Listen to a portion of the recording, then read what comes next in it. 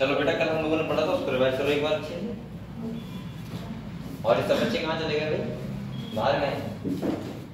अच्छा हैं, कम आए बच्चे? चलो तुम लोगों को पढ़ना है, तुम और से नहीं पढ़ना, क्या कर सकते हो?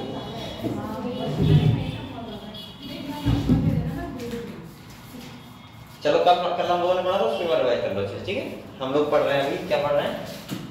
Reproductive health.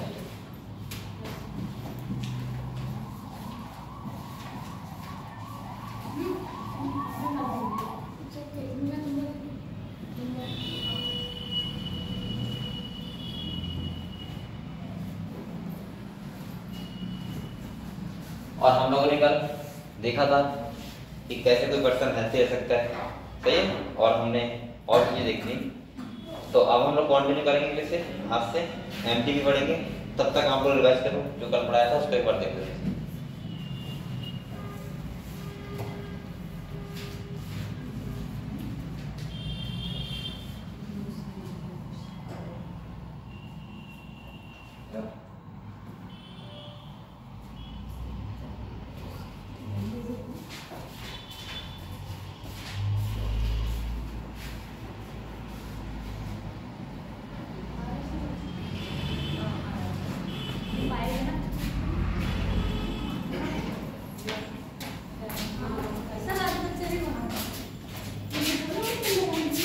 चलो जो बहाना मार रहे हैं तो मैं क्या करता हूँ।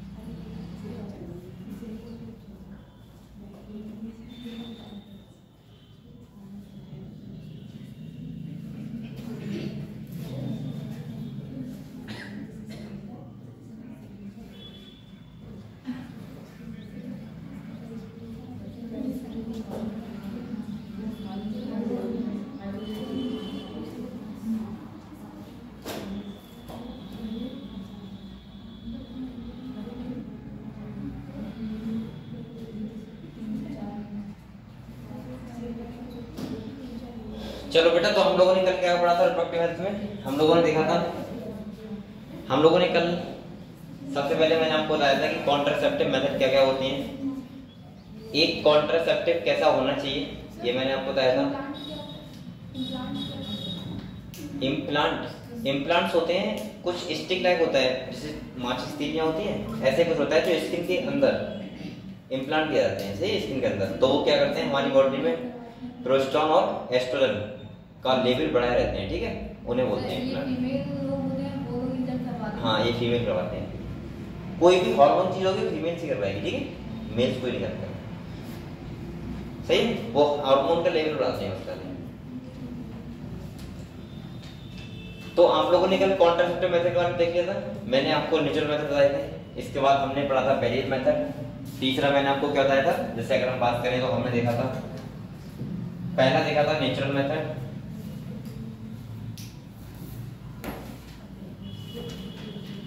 दूसरा देखा था बैरियर मेथड,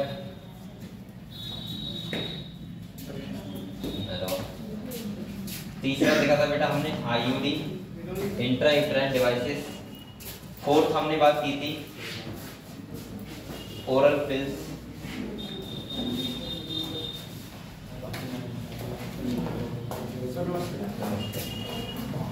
इसके बाद बेटा हमने देखा था इम्प्लांट, 6 हमने देखा था सर्जिकल मेथड।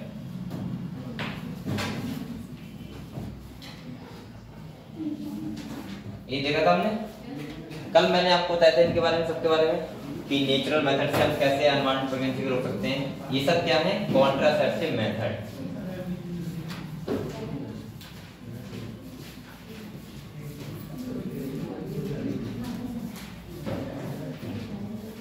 और मैंने आपको बताया था कॉन्ट्रासेप्टिव मेथड का मतलब होता है सिंपल सा कि ये ऐसी हम चीजें यूज करके हम अनवांटेड प्रेगनेंसी को रोक सकते हैं। ठीक है, तो इसी क्रम में हम लोग आज जो हमारा टॉपिक होगा वो क्या है? MTP, medical terminate pregnancy. ठीक है, जिसको हम सिंपल भाषा में बोलते हैं एबॉर्शन। क्या बोलते हैं बच्चों? अब देखो, बहुत लोग समझते हैं कि एमटीपी बैन है। एमटीपी बैन नहीं है। एमटीपी का मतलब अलग होता है, और जो मैंने कल बताया था एमनिसेंटेंस, उसका मतलब अलग होता है। अगर कोई पर्सन एमनिसेंटेंस कराने के बाद अगर एमटीपी करा रहा है तो वो बैन है। समझ गए आप लोग?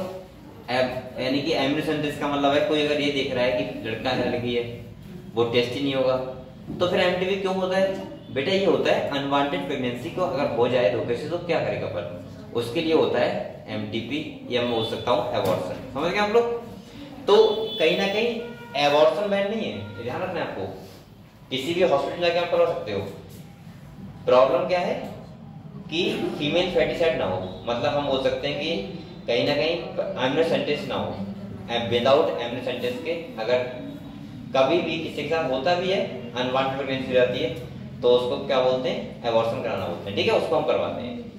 तो हम लोग एमटीपी के बारे में पढ़ेंगे, आज सेक्सुअल ट्रांसमिटेड डिजीज के बारे में पढ़ेंगे, और हम लोग ये भी आज जानेंगे कि अगर कोई इनफर्टाइल कपल है तो वो क्या करे, कैसे करके वो, क्या आजकल इतनी ज्यादा डिवाइसेस चीजें आ रही हैं, नए नए टेक्निक आ गई हैं कि कोई भी ऐसा पर्सन नहीं रहेगा कि अगर कोई इनफर्टाइल कपल है तो वो भी चाइल्ड को मैं बोल सकता हूँ, जैसे अभी आपने सुना होगा सद्दू मूसे वाला, उसके डेथ हो गया था, तो शायद उसकी मम्मी ने यही यूज किया था और जिससे उसका बच्चा हुआ है ना, तो उसका सद्दू मूसेवाला भाई आया है, तो उस टेक्निक से आया है आईवीएफ। हम बोल बताएंगे उसके बारे में। तो पहले मैं आपको समझा देता हूँ एमटीपी के बारे में क्या लिखा हुआ है, पढ़ लेते हैं हम लोग, क्योंकि पढ़ने के लिए है इसमें, और क्या है। ठीक है, ये चैप्टर तो है ये सर। तो देखो बेटा, अगर कुछ समझना है तो आप मुझसे पूछ सकते हो। तो कल हम लोगों ने बेटा कहां तक पढ़ लिया था? ये तो पढ़ लिया था, यही से पढ़ेंगे ना, मेडिकल टर्मिनेशन ऑफ प्रेगनेंसी। इसका मतलब सिंपल सा है कि अनवांटेड प्रेगनेंसी अगर हो जाती है तो उसको टर्मिनेट करना, टर्मिनेट मतलब होता है खत्म करना, उसे हम लोग बोलते हैं एमटीपी, या सिंपल भाषा में बोल देते हैं एबॉर्शन। समझ गए? तो पढ़े से ठीक है। तो बेटा देखो यहाँ पे समझते हैं हम लोग, कह रहे हैं इंटरनेशनल और वॉलंटरी। वॉलंटरी का मतलब होता है अपनी इच्छा से। ठीक है, और कह रहा है बेटा termination of pregnancy before full term is called medical termination of pregnancy MTP, और इसको बोलते हैं इंड्यूस्ड एबॉर्शन। इसका मतलब ये नहीं होगा कि आप वॉलंटरी का मतलब होता है अपनी इच्छा से हम करवा रहे हैं। भाई अगर किसी के अनवांटेड प्रेगनेंसी हो रही है और वो चाह रहा है प्रेग्नेंट फीमेल ना रहे, तो उसको हम लोग क्या करेंगे? एबॉर्शन करा सकते हैं, और वो वॉलंटरी प्रोसेस होता है, अपनी इच्छा से करवा सकते हैं। ठीक है, ऐसा कह रहे हैं nearly 45 to 50 million MTP are perform a year all over the world, which account to 1/5 of the total number of conceived pregnancy in a year। सोचो कितना बड़ा नंबर है ये। आप लोग ये सोचो 1/5 यानी कि 5वां हिस्सा, कितना बड़ा नंबर है। हम लोगों को लगता है कि ये पता नहीं कहाँ हो रहा है, सब हो रहा है। 45 से 50 मिलियन एमटीपी हर साल होती है, मिलियन की बात कर रहा हूँ मैं। यानी कि जितने बच्चे पैदा हो रहे हैं उसके 5वां हिस्सा क्या होता है? एबॉर्शन होता है। सही है। अब ये चीज ऐसी है कि कोई आदमी गाँव जाकर ना करेगा कि हम एबॉर्शन करा के आए, भाई प्राइवेट ही रखते हैं लोग, तो कहीं ना कहीं ये सब चीजें होती हैं। अगले कह रहा है बेटा whether to accept legalized MTP or not is being debated upon in many countries due to emotional, ethical, religious and social issue involved in it। अब ये कह रहा है बहुत सारे देश ऐसे हैं जहाँ पे इनको इमोशनल, एथिकल, रिलीजियस या सोशल इशू से बांध के रखा है। जैसे मान लो अगर कोई एमटीपी करा रहा है तो सिंपल सी भाषा में तो ये बोलूंगा कि एमटीपी करना इतना अच्छा तो नहीं है भाई। अगर तुम 1 मंथ 2 मंथ के बाद कोई एमटीपी या एबॉर्शन करा रहा है उसका मतलब यही है कि बच्चे को मार रहे हैं भाई, बच्चे मारने हो गए ना। मैंने जब आपको बता चुका हूँ कि 2 मंथ में लगभग बच्चे की धड़कन स्टार्ट हो जाती है और उस टाइम पे कोई एबॉर्शन करा रहा है तो उसका मतलब क्या कर रहा है वो, बच्चे को ही मार रहा है। इसीलिए कुछ कंट्री में है कि इथिकल एक नैतिक मुद्दा बना हुआ है, इमोशनल मतलब लोग अंदर से भावुक हो जाते हैं कि बच्चे को डेथ हो रही है। लेकिन कुछ देशों में क्या है, अब हम नहीं करवाओगे तो जनसंख्या कितनी बढ़ जाएगी। अब ये सिंपल सा कह रहा है कि हमारे देश में 5वां हिस्सा एमटीपी हो रहा है, मतलब यानी कि अगर 5 बच्चे हो रहे हैं तो उसमें एक एबॉर्शन होता है, यानी कम हो जाता है। तो कितना ये इफेक्ट आता होगा, एक साथ में 45 से 50 मिलियन एमटीपी होती है। तो ये एक तरफ तो बहुत हेल्पफुल है जिससे पॉपुलेशन ज़्यादा ना बढ़े। अच्छा ये मैं कहूँगा हेल्पफुल ही मान लो भाई, लेकिन अगर सही टाइम से करवा लिया जाए तो, अगर मान लिया कोई 1 मंथ के बाद तुरंत करवाता है तो कोई दिक्कत नहीं है, सही है, गैमेटी होता है। लेकिन अगर 2-3 मंथ में करवा रहा है तो प्रॉब्लम है थोड़ी सी। 1 मंथ में लगभग कुछ नहीं होता है, 1 मंथ के 1.5 मंथ के अप्रोक्सीमेटली टाइम पे हार्ट बनता है, तो उस टाइम पे कोई इतनी प्रॉब्लम नहीं है। लेकिन हाँ उसके बाद प्रॉब्लम है, ठीक है। तो एमटीपी का मतलब समझ गए आप लोग क्या होता है। अब ये कह रहा है government of India legalise MTP कब किया था, 1971 में, with some strict condition to avoid its misuse. अब देखो इंडिया ने इसे लीगलाइज किया था 1971 में, लेकिन कुछ कंडीशन लगी थी कि इसका मिसयूज नहीं करना है। लेकिन इंडिया में क्या हो रहा था, इसका मिसयूज, यही तो मिसयूज हो रहा था। इंडिया में लोग इसीलिए नहीं करवा रहे थे एबॉर्शन, कि एबॉर्शन कराना है, अनवांटेड प्रेगनेंसी है, लोग इसलिए करा रहे थे कि फीमेल है या हमें। सबसे पहले तो एबॉर्शन कराने से पहले क्या करवाते थे, एम्ब्रियो टेस्ट, उसके बाद क्या करा दिया, एबॉर्शन। तो ये तो एक ऐसा बना दिया ना लोगों ने, खेल बना दिया था कि भाई एमटीपी को एमटीपी समझ रहे थे, वो तो समझ रहे थे कि खाली लड़का लड़के टेस्ट हो रहा है ना, तो वो चल रहा था। अब एक बात सोचने वाली है, अगर लगातार सब लोग यही करेंगे, सबको लड़का ये लड़की कहाँ से आएंगे आप लोग बताओ। मुझे लग रहा है 1-2 साल में लड़की खत्म हो जाएंगे तो, और आने वाली टाइम में प्रॉब्लम होगी। और आपको पता होना चाहिए कि बीच में बहुत हुआ था कि मतलब किसी की लड़का है लड़की नहीं एक भी, किसी की 2 लड़के हैं लड़की नहीं एक भी, ठीक है। तो अब ठीक ठाक हो गया है, अब एवरेज आ गया है, क्योंकि अब आपको पता है एवरेज सेंटेंस हो नहीं रहा है, तो इसका मतलब अपलोड। और एक बात और, अब एजुकेटेड लोग हुए हैं, थोड़ा समझने लगे चीज़ों को कि लड़की है तब भी कोई दिक्कत नहीं, इतनी बड़ी लड़का है तब भी कोई इतनी बड़ी प्रॉब्लम नहीं है, ठीक है, वो चीज़ें। अगली कह रहे हैं such restrictions are all the more important to check indiscriminate and illegal female feticide which are reported to be high in India। कह रहे देखो ये फीमेल फेटिसाइड ज़्यादा कहाँ हो रहा था, इंडिया में। यानी कि सबसे पहले देखो लड़का है तो ठीक है, लड़की है तो एबॉर्शन करा दो, ये चल रहा था। कह रहे भाई MTP obviously the answer is to get rid of. अभी हो एमटीपी पे स्टार्ट क्यों होगा, ये भी तो बेटा अनवांटेड प्रेगनेंसी को रोकने के लिए हुआ था ये, कि अगर मान लिया किसी के 2 बच्चे हो गए, सही है, 2 बच्चे हैं, अब वो चाह रहा है कि अब मेरे बच्चे ना हो सकता है धोखे में 2 साल बाद एक बच्चा फिर से हो जाए, मतलब प्रेग्नेंट फीमेल हो जाए धोखे से। तो इसीलिए एमटीपी था कि अब इस टाइम पे तो हटा सकते हो, मतलब प्रेग्नेंट ना रहने दो, एबॉर्शन करा दो।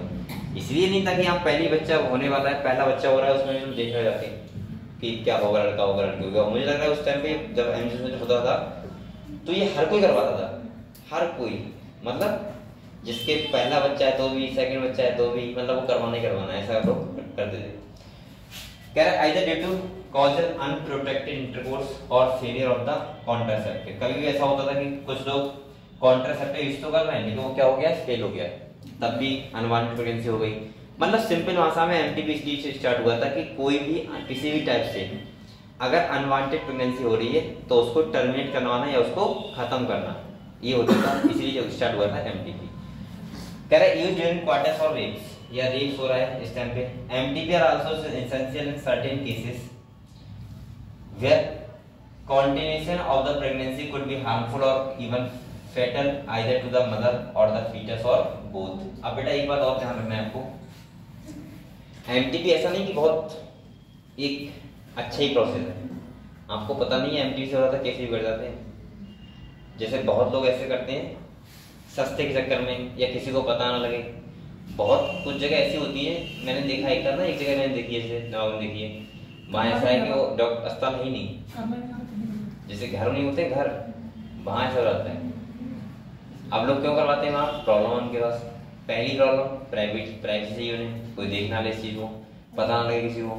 दूसरा क्या है कि बहुत सारे ऐसे केस होते हैं ना कि भाई मैं वहां पे एक बार गया था ना, तो मुझे पता है कि वहां ऐसे लोग भी आ रहे थे जिनकी शादी नहीं हुई है। बताओ कहाँ पे सर? है ही जगह जगह तो अब उन्हें प्राइवेसी दिखाना है तो वो क्यों जाएंगे इस में? मेन चीजें हैं। और उसमें इतनी कमाई थी ना उन लोगों की। अब देखो ऐसा कोई केस आया, तुम 5,000 मांगो तुरंत देगा। देखा नहीं, मांग लेना है कि बेटा 5 में 10 भी दे देंगे। उन्हें ये बताया खाली कि बस तुम सही करो जो भी प्रॉब्लम है, समझ रहे हो? कपल्स नहीं देगा, तो मैं बता रहा हूँ कपल्स नहीं देगा, मैं साफ साफ बता रहा हूँ। उसमें दिक्कत क्या है? कपल्स क्यों देगा भाई? कपल 3,000 रुपये तब नहीं करवाएगा आराम से। आप सोचो वो वहां पे कितने ये सब जो कर रहे हैं बेसिकली क्यों? क्योंकि लोगों को प्राइवेसी बहुत बड़ी वाली, उन्हें पता लग गया अरे इसने एबॉर्शन कराया, कितना बड़ा काम करवाया है। लेकिन इसीलिए मैं बता रहा हूँ कि ये सब चीजें एबॉर्शन वगैरह ऐसा नहीं कि बहुत फायदेमंद चीजें, ये सब नुकसान वाली चीजें हैं। कभी कभी ऐसा होता है कि यूट्रस में कोई इन्फेक्शन हो गया, क्या करोगे? बहुत बार हो जाता है ऐसा। अगर आप सही जगह पे एबॉर्शन नहीं करा रहे हैं तो बहुत ज्यादा प्रॉब्लम आ सकती है फीमेल्स को, समझ रहे हो? तो ये चीजें आसान नहीं है, लेकिन लोग समझते नहीं तो क्या किया जाए। अगले कह रहे हैं MTP are consider relatively safe during the first trimester. मैंने आपको बताया था up to 12 week of pregnancy. ये जो ये होता है ये एमटीपी, ये सेफ मानी गई है कि आप फर्स्ट ट्राइमेस्टर में करवा लो। मतलब स्टार्टिंग के मैं तो कहूँगा 2 मंथ के बाद मत करवाओ, लेकिन 2 मंथ से पहले पहले अगर हो सके, अगर कोई चाह रहा है अनवांटेड प्रेगनेंसी है तो करवा सकता है, ठीक है? लेकिन 2 मंथ से पहले।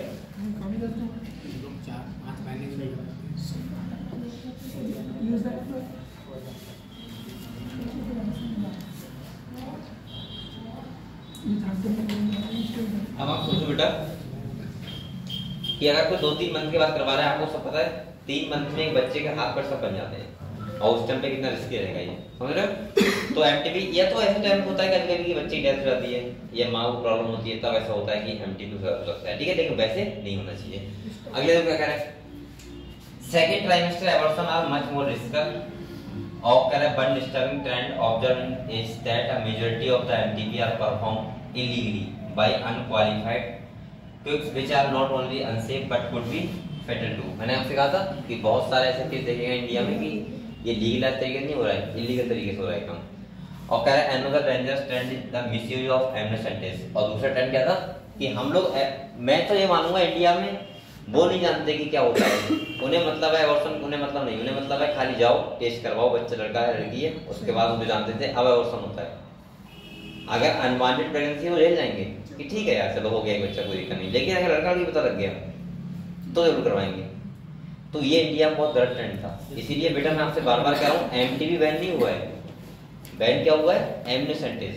अब भी हॉस्पिटल में जाके आराम से आप लोग एबॉर्शन करा सकते हो, लेकिन दिक्कत यह है कि क्या नहीं होगा? एमनेसेंटेज नहीं होगा। अगले कह रहा है बेटा if the foetus is found to be female it is followed by MTP this is totally against what is legal. अभी कह रहा है कि लीगल होना ये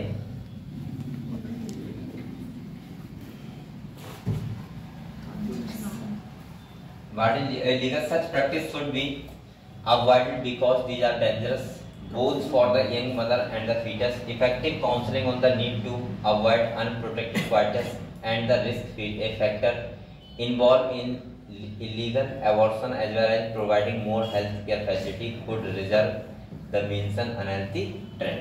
तो कहीं ना कहीं सिंपल भाषा में ये कहना चाह रहा है कि कहीं ना कहीं हमें क्वालिफाइड डॉक्टर से होना चाहिए एबॉर्शन, अनक्वालिफाइड डॉक्टर से नहीं होना चाहिए। और ये सब क्या रहते हैं? रिस्की रहते हैं, बहुत ज्यादा अनसेफ रहते हैं, ठीक है? अगर हेल्थी सोसाइटी चाहिए तो ये अगर ये हो भी रहा है एबॉर्शन तो वो क्वालिफाइड डॉक्टर से द्वारा ही होना चाहिए। अब हमारा आता है बेटा सेक्सुअल ट्रांसमिटेड डिजीज। इसका मतलब क्या होता है कि ऐसी कौन कौन सी डिजीज हैं जो बेसिकली सेक्सुअल ट्रांसमिट हो सकती हैं, सेक्सुअल तरीके से एक पर्सन से दूसरे पर्सन में जा सकती हैं। जिसमें सबसे खतरनाक डिजीज आपने सुना होगा एड्स, सुना है? और एड्स इतना खतरनाक डिजीज है कि एड्स का कोई भी इसका इलाज नहीं है, आपको पता होना चाहिए। दूसरा अच्छा एक बताओ, अगर आपको ऐसा नहीं लगता है कि एड्स का इलाज तो नहीं है, हर डिजीज का है तो क्यों नहीं है एड्स का? सुनो देखो, इसमें 2-3 चीजें हैं एड्स के केस में। पहला तो ये है कि मैंने आपसे कहा था इसको जो करता है वो एचआईवी वायरस होता है, और एचआईवी वायरस का फैमिली का रेट्रो फैमिली का। और ये क्या करता है वायरस? ये अपना प्रोटीन कोड चेंज कर देता है। अगर तुम एंटीबॉडी बना भी लोगे अपनी ब्लड में, अब वो अगली बार आएगा दूसरे एंटीकोड लेके आएगा, तो हमारी एंटीबॉडीज को पहचान नहीं पाएंगी, पहली बात। दूसरी अटैक करता है जो वो हमारी करता है मैक्रोफेज सेल पे, और मैक्रोफेज का मतलब है कि ये बिल्कुल हमारी इम्यूनिटी को खत्म कर देता है, और जब हमारी इम्यूनिटी खत्म हो जाएगी तो हमें एक से ज्यादा डिजीज हो जाएगी। तो इसीलिए हमने इसको सिंड्रोम बोला है। सिंड्रोम का मतलब होता है ग्रुप ऑफ डिजीज, बहुत सारी डिजीज एक साथ लगती हैं तो सिंड्रोम बोलते हैं उसको। और सिंड्रोम का मतलब है कि एड्स में कोई ऐसा नहीं कि एकदम प्रॉब्लम हो जाएगी, कोई प्रॉब्लम हो रही है। एड्स में सिंपल भाषा हम बोल सकते हैं कि इम्यूनिटी हमारी वीक होती है, हल्के हल्के हल्के हल्के, और इसीलिए एड्स का केस पता लगता है कितने साल में पता लगता है? 4 से 5 साल में।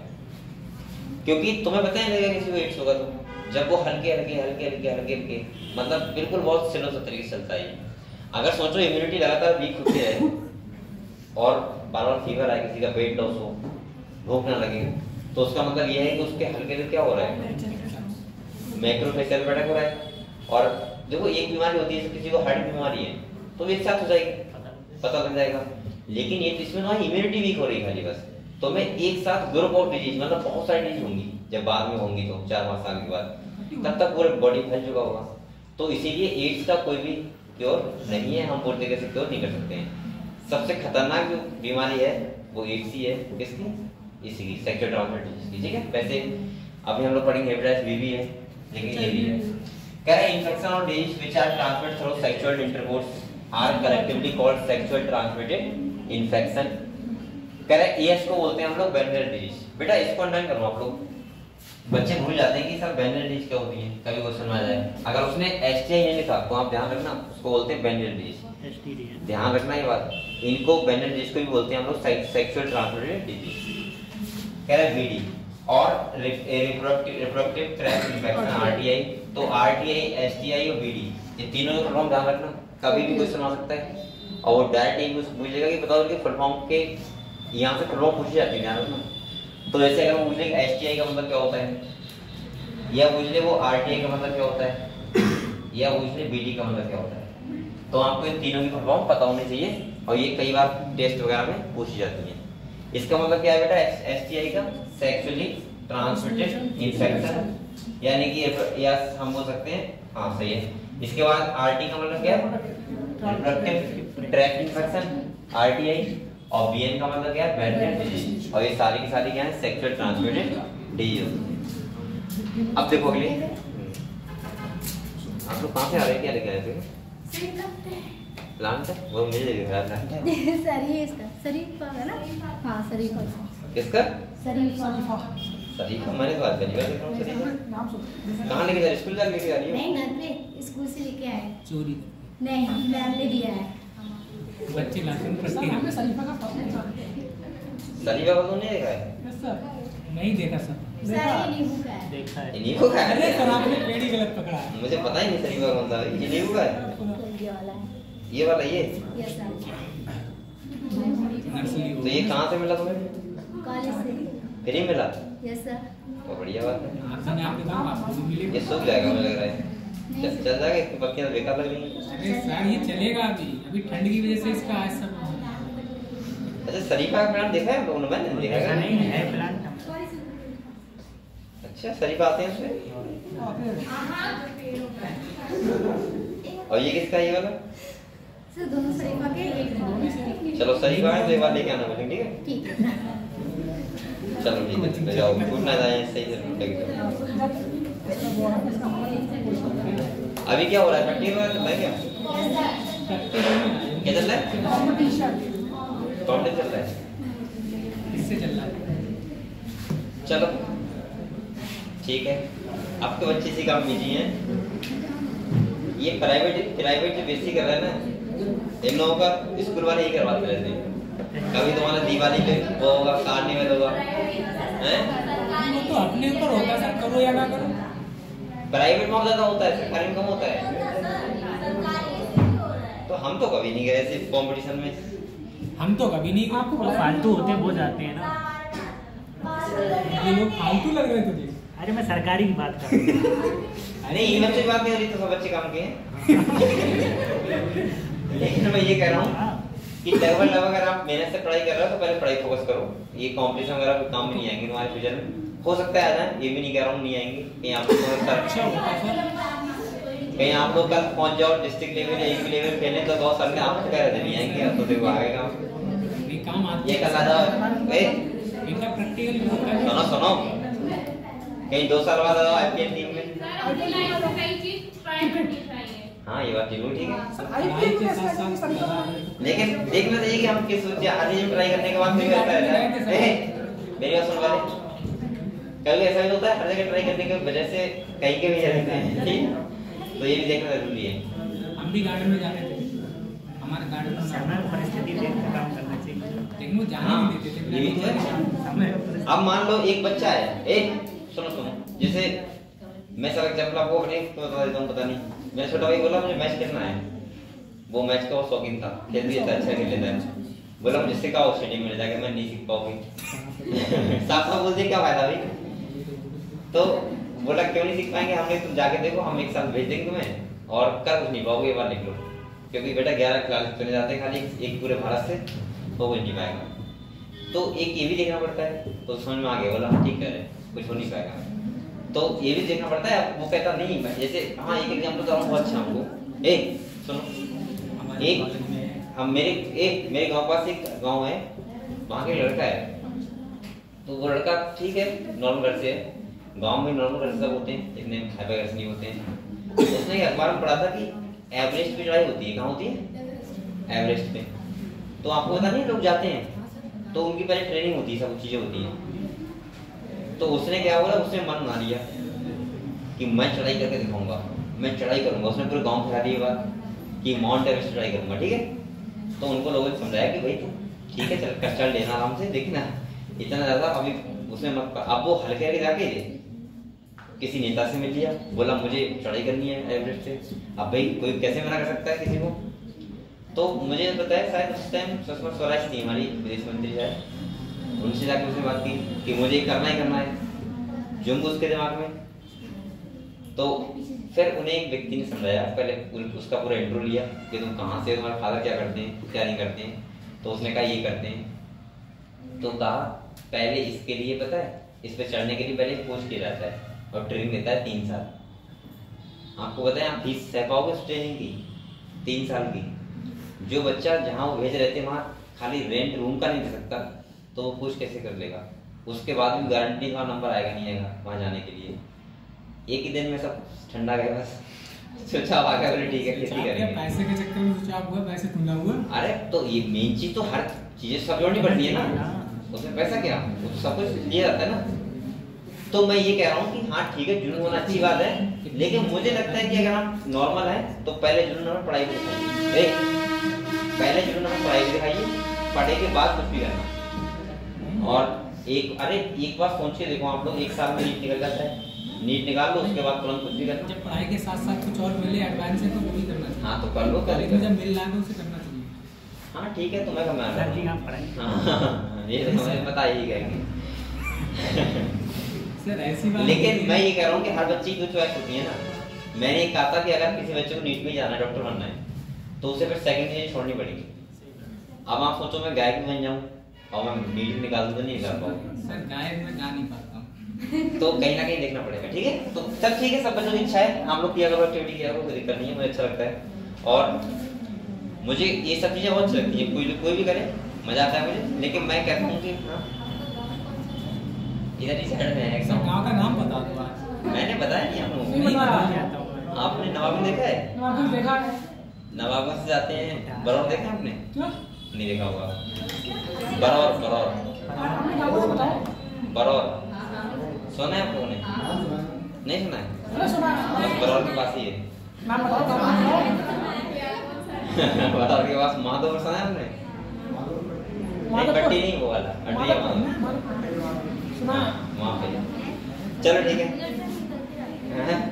निकल जाते नहीं घर पे ठीक है सही सही अब इधर जाओ तो मेरे घर पे आना ठीक है आराम से अब तो ठीक है मुझे फोन कर देना ठीक है लेने भी आ जाएगा छोटा भाई चलो यहाँ देखो अगले क्या है बेटा तो कौन सी डिजीज होती है सेक्सुअल ट्रांसमिटेड डिजीज देखो जैसे पहला है गोनोरिया कौन सा बेटा दूसरा सिफिलिस तीसरा जनरल हर्पेस क्लामिडियासिस इसके बाद जेनिटल वार्ड हो गए, ट्राइकोमोनासिस हो गया, हेपेटाइटिस बी हो गया, end of course the most discussed infection in the recent year, इसके क्या बोलते हैं बेटा, बोलो ना आप लोग।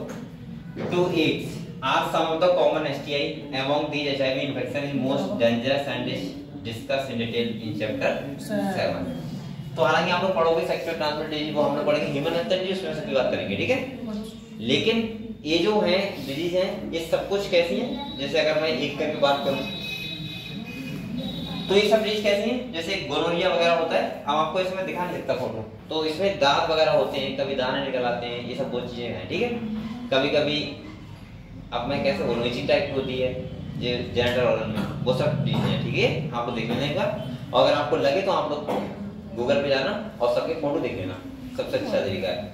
ऐसे याद नहीं कर पाओगे, फोटो देख लेना एक बार, ठीक है। कौन कौन सी डिजीज है, सेक्सुअल ट्रांसमिटेड डिजीज है सारी।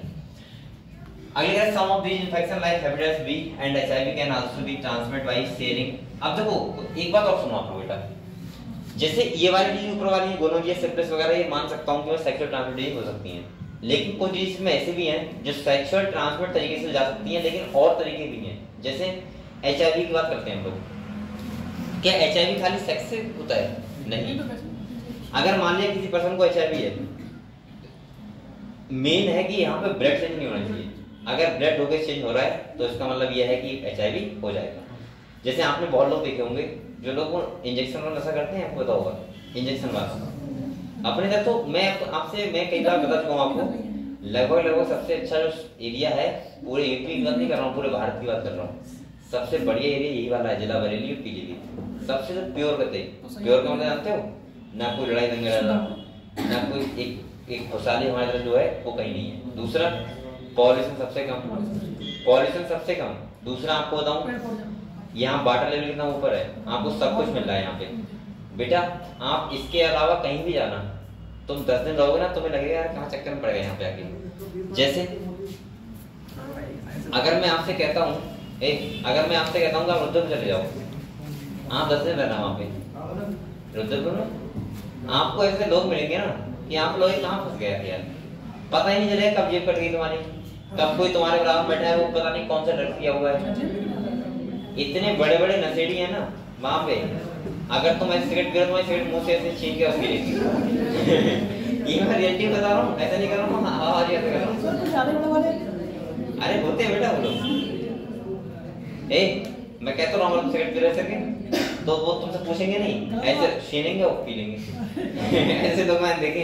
तो मुझे लगता है पीलीभीत, और अगर आप पीलीभीत में हो, बरेली में, तो बहुत अच्छी हो। आप फ्यूचर में जाओगे या तो इस स्टेप के लेवल हो तुम कि हाई सोसाइटी में रहो, वरना बहुत बेकार लगेगा। अगले देखो, तो ये लोग क्या करते हैं, मैंने देखा है करते हुए लोगों को, बोलो इन्हें मैंने क्या देखा है, ये लोग इंजेक्शन वाला ऐसा करते हैं। इंजेक्शन वाला भाई मैं खड़े को देख रहा था ना वो, तो मेरी तक अंदर से ऐसा लग रहा था करंट जैसा। ये लोग कैसे कर रहे हैं ना, तो वो कहीं डॉक्टर पढ़े लिखे कुछ है तो ना, उन्हें निकाला एक सीरीज,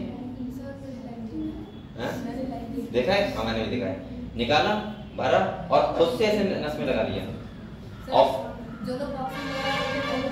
अब सुनो, ये निकाल के अब उसके बाद दूसरा लेकर ला मुझे दे, वो वही इंजेक्शन फिर वो अपने लगाएगा एक ही से। उनके पास सीरीज का वो नशा रुका नहीं होते हैं, और सीरीज नहीं कब की होगी। तो कहीं ना कहीं मैं ऐसे बोलूंगा कि ये बताओ, अब ये नीडल्स अगर बार-बार यूज कर रहे हैं, इसका मतलब क्या है बताओ? ब्लड एक्सचेंज होगा, अगर एक को एचआईवी होगा तो सबको हो जाएगा। तो इसका मतलब ये है कि खाली सेक्सुअल इंटरकोर्स ही नहीं होता है, ये करने का बहुत सारे तरीके होते हैं, ठीक है। तो देखो क्या क्या लिखा हुआ है, जैसे लिखा है नीडल्स, सर्जिकल इंस्ट्रूमेंट हो गए, ETC, have been infected person transfusion of blood or from an infected mother। हाँ कहाँ पे हम लोग, हाँ infected mother to the fetus too, except for hepatitis B, genital herpes and HIV infection. Other diseases are completely curable if detected early and treated properly. Early symptoms most of these are minor and include itching and fluid discharge, slight pain, swelling, etc. ये कह रहा है अगर हमें जितनी भी disease है, अगर हमें बहुत अर्ली कंडीशन में पता लग जाए तो हम इनको क्योर कर सकते हैं। हालांकि एड्स को भी किसी केस में कर सकते हैं अगर हमें बहुत पहले पता लग जाए, लेकिन बेटा एड्स ऐसी बीमारी है पता नहीं लग पाता है।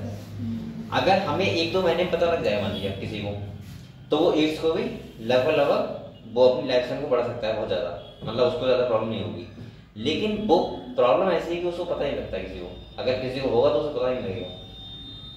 और सिंपल भाषा में आपको पता ही लग रहा है तो आपको क्या पता, अब हो गए 2 साल 3 साल तो प्रॉब्लम होगी ना, तो ये चीज़ होती है। अगले कह रहे हैं in the genital region infected female may often the asymptomatic and hence may remain undetected for long absence or less significant symptom in the early stage of infection and the social stigma attached to the STI deter the infected person from going for time detection and proper treatment। ये कहना चाह रहा है कि अगर हम भाई एक बात और सुनो आप लोग, अगर मैं यहाँ इतने बच्चे बैठे, अगर मैं आपसे कहूँ कि कितने बच्चे ऐसे हैं जिन्हें विदाउट कोई प्रॉब्लम नहीं है और उसने टेस्ट करवाया हो, कभी करवाया किसी ने? नहीं करवाया होगा। हमारे घर में कब आता है जब हम डॉक्टर को लिख के देता है यहाँ बचने वाले नहीं है, पहले टेस्ट करवा के आओ तब बच पाओगे, तो हम करवाते हैं। हम लोग मतलब एक नॉर्मल लाइफ जीने तो क्या टेस्ट करवाएं, लेकिन अगर देखा जाए तो कायदे में हमें हर साल में एक बार टेस्ट करवाना चाहिए हमारी पूरी बॉडी का, तब आपको पता लगेगा रियल में कि आपको क्या प्रॉब्लम है और क्या नहीं है। अब होता क्या है,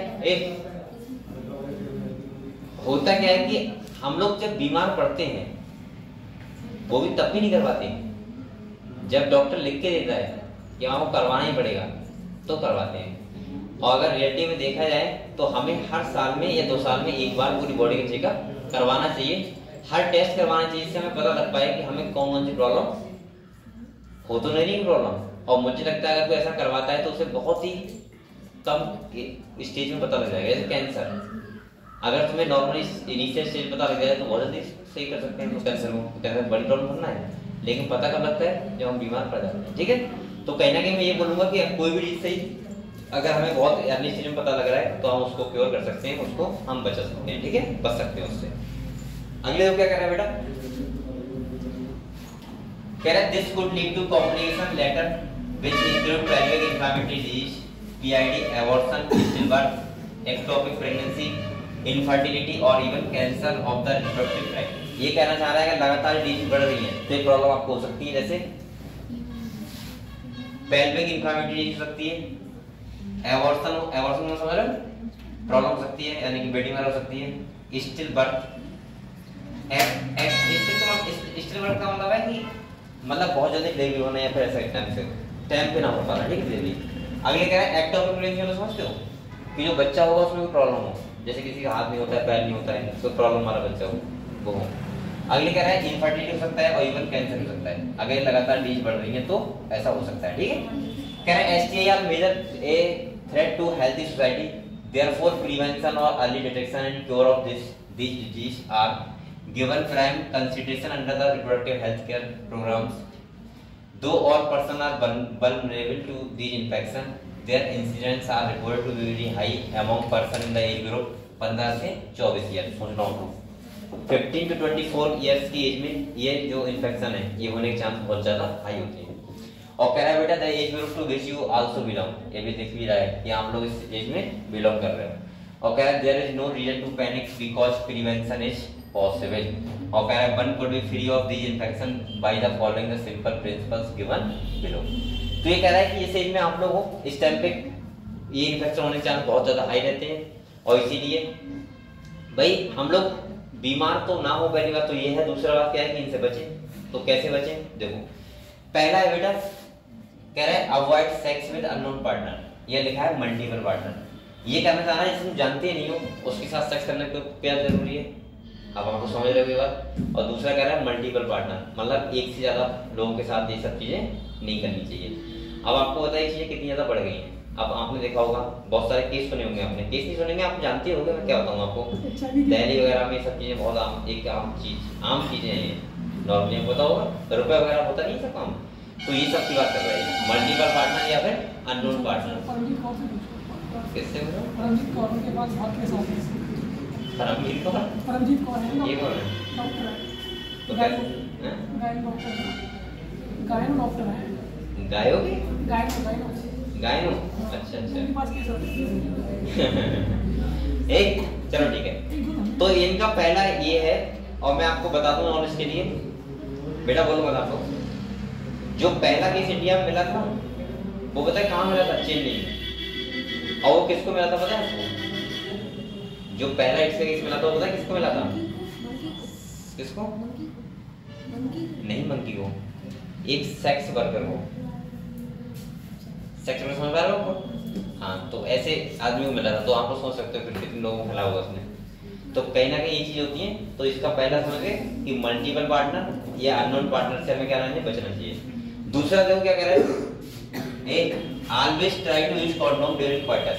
अगर कोई क्वार्टस कर भी रहा है तो हमें क्या क्या यूज करना चाहिए, कॉन्डोम यूज करना चाहिए। और तीसरा कह रहा है इन केस ऑफ डाउट, अगर डाउट है कोई तो one should go to qualified doctor for early detection and get complete treatment of diagnose with infection.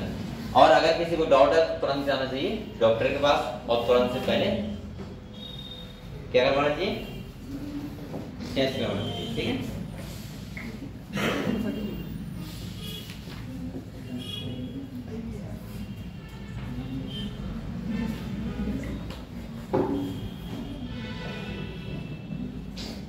अब देखो बेटा, ये समझ गए आप लोग सेक्सुअल ट्रांसमिटेड।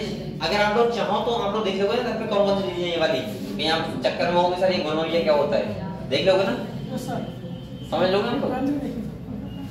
ये रुको मैं थोड़ा कुछ दिखाता हूँ।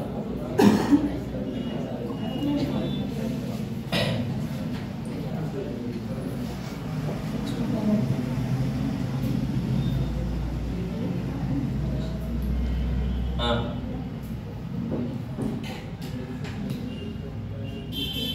इसको बोलते हैं सूजा। अभी तुम्हें ऐसे कैसे दिख जाएगा बताओ, सिम्टम देखें। अरे इमेज से आपको समझ में आएगा ना। अच्छा इमेज देखेगा। अरे इस टाइप का देखो, ये देखो ऐसा हो जाएगा, ये होता है, समझ गए हम लोग क्या होता है ये, गोनोरिया। क्लियर हुआ, देखे सब लोगों ने? ठीक है, दूसरा देखो, दूसरा कौन सा बेटा, सिफिलिस। ये देखो आप देख के समझ जाओगे ना, ये होता है ऐसा सिफिलिस में। ये है देखो दाने टाइप के निकल आए हैं, छोटे छोटे दाने निकल आए हैं, ये होता है सिफिलिस। सही है। अब ये सब रिप्रोडक्टिव वजह से हो रहे हैं, इसलिए मतलब रिप्रोडक्शन पार्ट पे होंगे, हाथ बात में नहीं होंगे। ठीक है, अगले देखो, तीसरा कौन सा देखना, जेनिटल हर्पिस।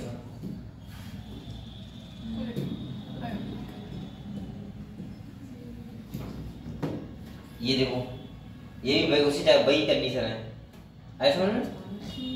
हाँ वैसे टाइप सारे टाइप होते हैं, वही कंडीशन।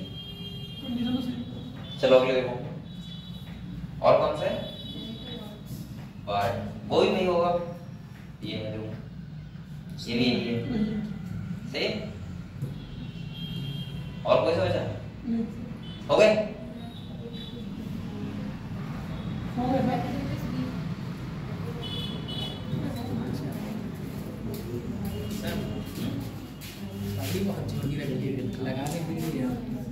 क्या चीज?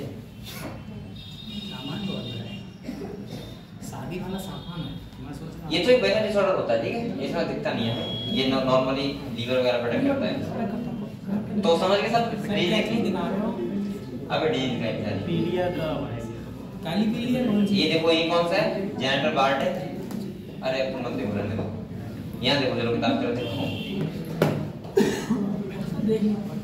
तो आप लोग समझ गए कि कौन कौन सी डिजीज थी ये। ठीक है, अब हम लोग केस पढ़ना है कौन सा, इनफर्टिलिटी।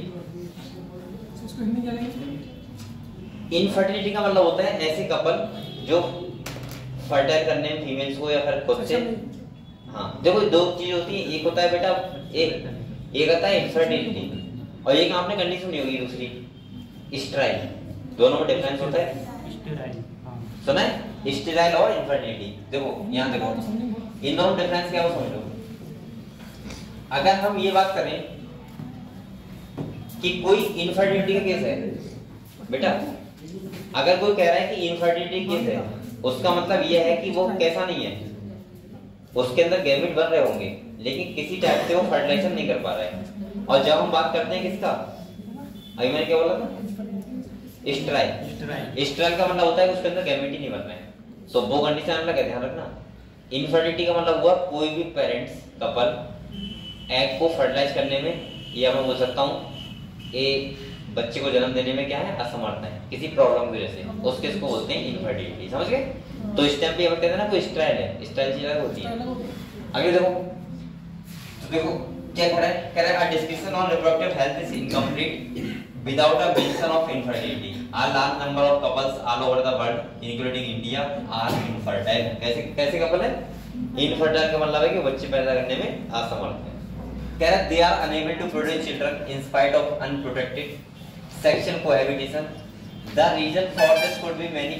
अब इसमें बहुत सारी चीजें हो सकती हैं, जैसे इनफर्टिलिटी केस में ऐसा मानते हैं हम लोग कि फीमेल प्रॉब्लम होती है, मेल को नहीं मेल की भी हो सकती है, और बहुत सारी प्रॉब्लम हो सकती है। जो क्या क्या हो सकती हैं, जैसे पहले कह रहा है बेटा फिजिकल कॉन्जेनाइटल डिजीज हो सकती है, ड्रग्स का हो सकता है, इम्यूनोलॉजिकल हो सकती है, और इवन क्या हो सकती है साइकोलॉजी। मतलब इनफर्टाइल का मतलब ये बिल्कुल नहीं होता कि फीमेल की प्रॉब्लम है। हम लोग हमेशा फीमेल दिखाते रहते हैं। पहले बात मैंने कहा था मेल को भी देखना चाहिए, उसका स्पर्म काउंट ठीक है, पहली चीज। दूसरा फीमेल प्रॉब्लम हो सकती है, हाँ दोनों हो सकती है। तीसरा साइकोलॉजिकल भी, अगर कोई फीमेल बहुत डिस्टर्ब है, समझ पा रहे हो हम लोग, बहुत टेंशन रह रही है, कुछ ऐसे प्रॉब्लम है, तब भी कोई एक्सपर्टाइज होने के चांस बहुत कम रहते हैं। क्योंकि मैंने जब उस टाइम भी समझाया था कि बेटा जब तक GnRH गोनेडोट्रोपिन रिलीजिंग हार्मोन, जब तक GnRH का सीक्रेशन नहीं होगा, क्या बताओ LHFS का होगा? और जब LHFS का होगा ही नहीं तो किसी फीमेल का फिर एग फॉलिकल डेवलप और ओवुलेशन कैसे होगा? नहीं हो पाएगा ना। तो इसका मतलब ये है कि और GnRH का संपर्क किससे, हमारे हाइपोथैलेमस से। तो इसीलिए कह रहा है कि साइकोलॉजिकल भी बहुत ज्यादा इसका इफेक्ट पड़ता है। तो सिंपल भाषा में ये है कि अगर किसी वजह से कोई बीमारी हो सकती है, कोई साइकोलॉजिकल इफेक्ट हो सकता है, कुछ भी जैसे अगर कोई कपल प्रेगनेंसी या फिर बच्चे पैदा करने में असमर्थ हो रहे हैं, उसको हम क्या बोलते हैं? इनफर्टिलिटी। अब देखो ये तो इनफर्टिलिटी का केस का मतलब ये होता है कि मैंने कल भी आपको समझाया था कि ये इसका बहुत बड़ा रीजन होता है कि आजकल जितना चल रहा है ना, हम लोग जैसा फूड खा रहे हैं, जैसे एक इन्वायरमेंट में रह रहे हैं हम लोग, इतने पॉल्यूशन झेल रहे हैं, तो ये एक बहुत बड़ा कारण हो सकता है इनफर्टिलिटी का। आज मुझे ऐसा लग रहा है कि लगभग अगर कोई कपल की शादी होती है तो उसमें से 50% लोग ऐसे होते हैं जिन्हें डॉक्टर्स की सलाह लेनी पड़ती है, तब कहीं जाके वो प्रेगनेंसी को मेंटेन कर पाते हैं। मतलब मैं सिंपल भाषा में बोल सकता हूँ कि ऐसे 50% लोग होते हैं जिन्हें पहले दवाई खानी पड़ती है डॉक्टर के पास जाके, और पहले ऐसा कुछ नहीं था। क्यों? क्योंकि इसका रीजन मेन यही है कि हम लोग इतने हार्मोन डिस्टर्ब हो सकते हैं, हो जाते हैं ना शादी तक, कि उसके बाद कभी भी ऐसा फिर प्रॉब्लम आती है बहुत ज्यादा प्रेगनेंसी होने में। क्या पहले से होता था? आज से 10 साल पहले कौन जाता था डॉक्टर के पास? तो सब कुछ ठीक था, खान पान ठीक था, एनवायरनमेंट ठीक था। अब लोग इतने ज्यादा क्या कर सकते हो भाई प्रॉब्लम में? तो यहाँ पे समझ गए आप लोग।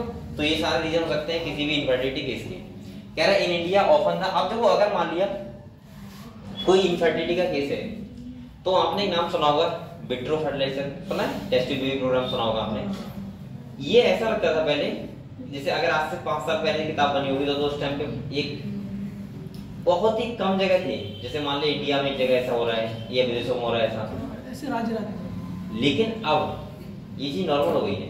आपको बरेली मिल जाएगा, सेंटर के लिए भी शायद होगा है, मैंने प्रचार देखा था, एक दिन वाला था, हो सकता है हो। दूसरा, और मुझे लग रहा है आने वाले केस में, एक आने वाले सालों में, सॉरी, ये सेंटर इतने खुल जाएंगे क्योंकि बेटा आने वाले टाइम में ऐसा होगा ही होगा कि अगर जिसको प्रेग्नेंट होना है फीमेल को, तो उसे इसका सहारा ही लेना पड़ेगा, क्योंकि हम उस अभी लाइफ से गुजर रहे हैं ना, इतना पॉल्यूशन है, इतनी चीजें हैं, तो उसमें फिर कैसे हो पाए, हमारा बॉडी कैसे मेंटेन कर पाए। तो कहीं ना कहीं आने वाले टाइम में ऐसा हो सकता है कि ये बहुत ज्यादा केंद्र हो कि भाई जाना ही पड़ेगा आपको, तो ऐसा हो सकता है। ठीक है, तो मैं ऐसे बोल सकता हूँ कि ये पहले एक्सपेंसिव भी बहुत थे, हालांकि एक्सपेंसिव अब भी हैं, लेकिन अब क्या करे आदमी, नहीं हो रहा है तो कुछ तो करवाना ही पड़ेगा। तो ऐसी बहुत सारी टेक्निक है जिनसे कोई भी आदमी, ये तो मैं कह सकता हूँ कि इतनी टेक्निक तो है आजकल की, कोई भी व्यक्ति इनफर्टाइल यानी कि बैचलर नहीं रह पाएगा, मतलब कुछ ना कुछ करके बच्चा तो हो ही जाएगा। ठीक है, तो देखो क्या क्या समझते हैं। कह रहे हैं in India often the female is blamed for the couple being childless, but more often than not the problem lie in the male partner. अब ये कहना चाह रहा है कि इंडिया में जो ब्लेम लगाते हैं वो कैसे लगाते हैं? फीमेल को। अगर कोई चाइल्डलेस फीमेल है तो पूरा ब्लेम किसको जाएगा? फीमेल को, और मेल को कोई भी ब्लेम, उन्हें लगता है मेल तो ठीक ठाक है, क्या दिक्कत है, प्रॉब्लम किसे? फीमेल को है।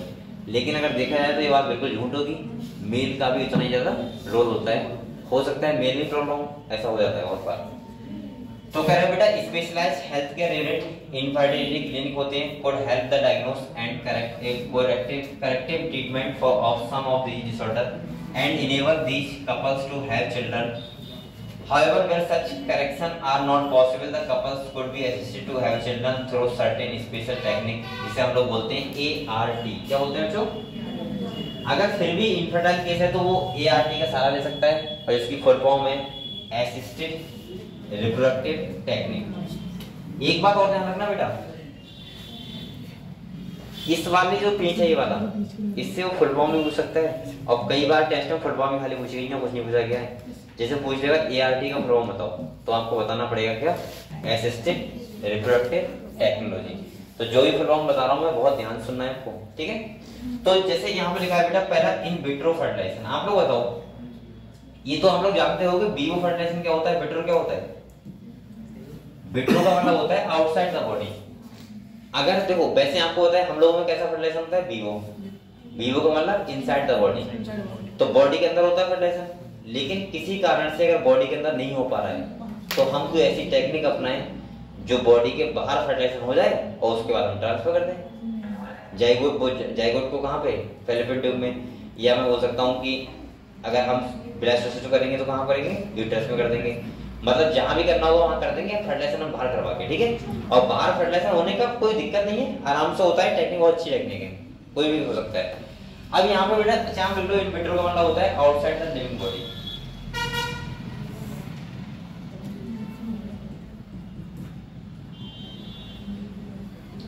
अगर किसी लिविंग बॉडी के आउटसाइड हो रहा है तो उसको बोलते हैं in vitro fertilisation, IVF।